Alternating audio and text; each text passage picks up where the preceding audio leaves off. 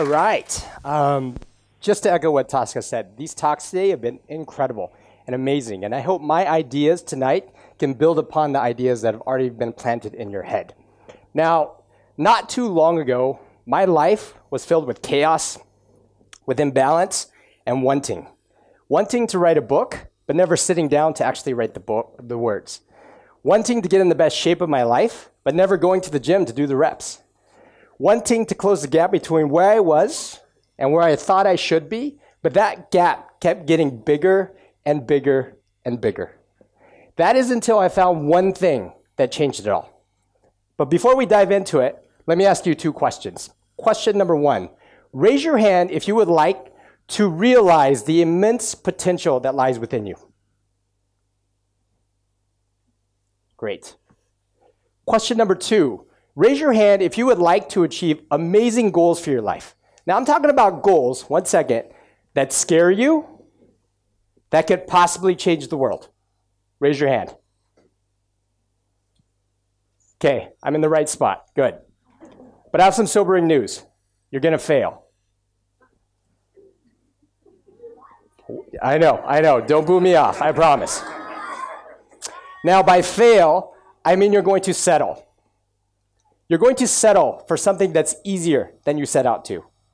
You're going to settle for something that doesn't push you outside of your comfort zone. And you're going to settle for something that is a fraction of what your true capabilities are. And you might be asking, Jess, why is this, right? Well, there's this idea called homeostasis. And it was an idea expounded upon by an American physiologist, Walter Connor.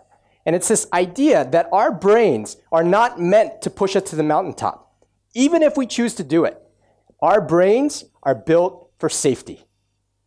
And because of that, there are three invisible yet powerful forces that keep us stuck, frozen in fear, preventing us from realizing that potential, stopping us from achieving those goals.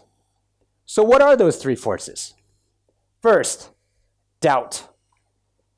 Doubt is the killer of your dreams, and it works very similar to the wedge, where it needs only a small space and a little pressure, and what starts out as something very solid can be split in half.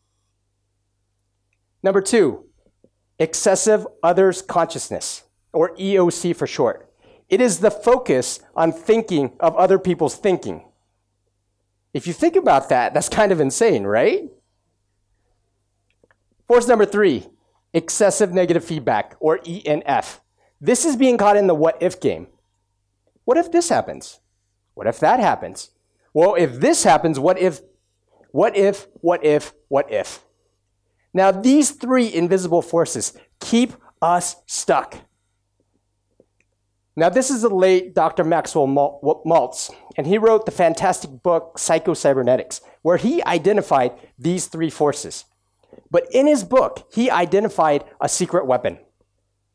This secret weapon, if you were to look on Amazon today, there are over 10,000 books written about this topic.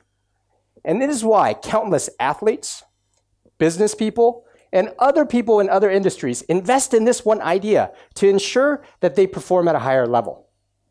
So what is this secret weapon? Well, it's mindset. But what is mindset? It's a word we hear all the time today. Hey, have a stronger mindset. Hey, have a successful mindset. Hey, have a positive mindset. But herein lies the trouble. Our brains cannot achieve something that it doesn't understand.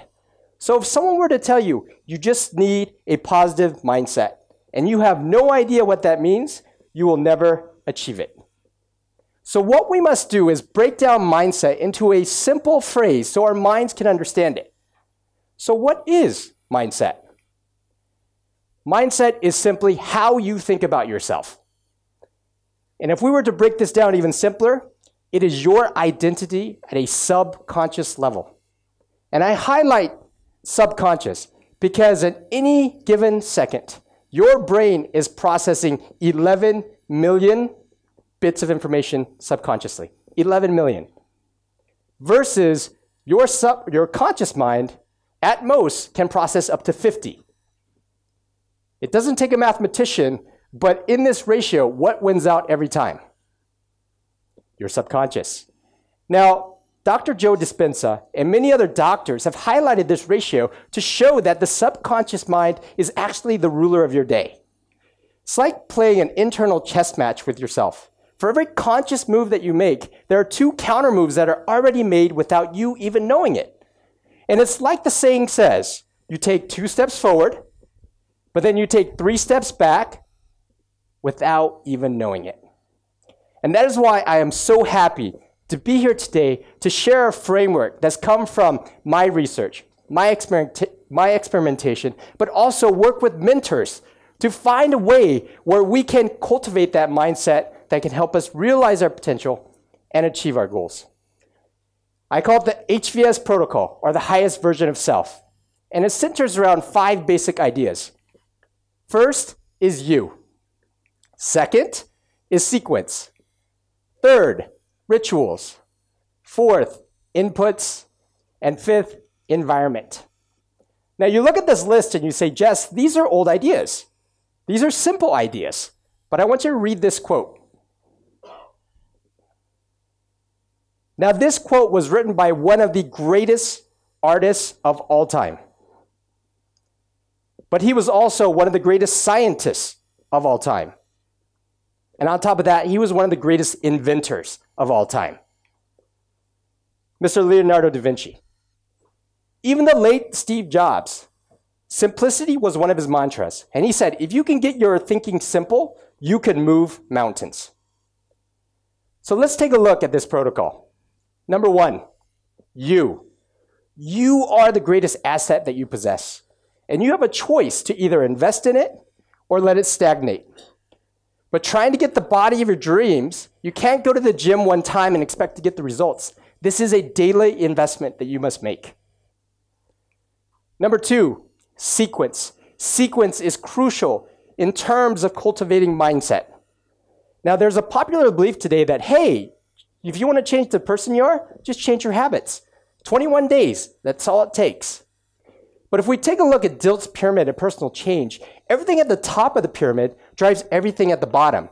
So you must first start with a purpose, and then cultivate an identity or mindset so everything else aligns. If you start with behaviors or actions or habits, it's like putting the cart before the horse. Results will always be temporary, and it just doesn't work. Third, rituals. What rituals do you have in the day? How do you wake up in the morning? Do you wake up with intention? Do you put yourself in an empowering state? What about the middle of the day? Do you actually have systems that help you manage stress and anxiety? Or what about at the end of the day? Do you self-regulate and identify, what do I need to do tomorrow to make tomorrow better than today? This is the power of rituals. Fourth, inputs. Results pay homage to the process. And the process is driven by inputs. So if you do not like your results, if you do not like your outputs, then you must have a mechanism that helps you, 1, identify the inputs that you need to change, but 2, change those inputs. Number 5, environment. This is probably the single most important factor in determining your success.